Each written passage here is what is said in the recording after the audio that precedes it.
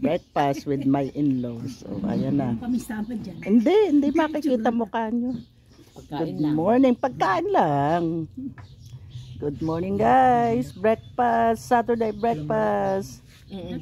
With my in-laws. We have fried eggs. We have chicken apritada, fried rice.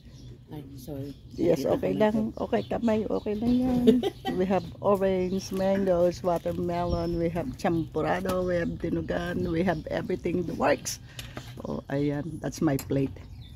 With the salted boiled eggs. Pancake, meron pa. Sausage, fried eggs. Yes, libreng makita kamay, wag lang muka. Wag nga mukha. Wag lang mukha. No, wala kayong makikitang mukha. Oh, kamay ko, this is my hand. My working hand. We have roll coffee. Alright. We have dinuguan. We have eat and run.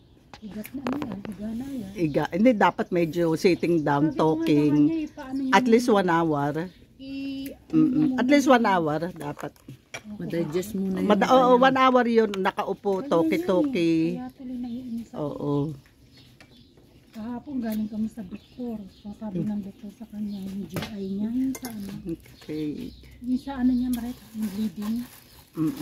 Okay naman daw at hindi naman daw na kailangan ng iulitin yung kanyang endoscopy.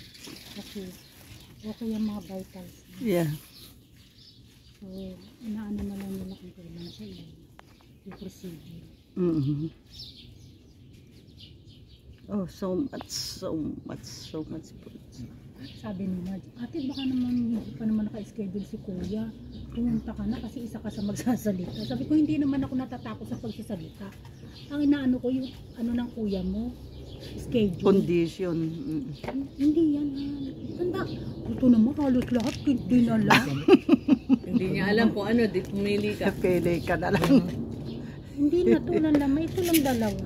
Dalawa lang. Ito sa gabi ito Alright. That's it. Gabi ito, tinapay. Yeah, tinapay sin masarap yan sa sa coffee. May kasama pang pakong. Yep. Ayoko kasi masyado.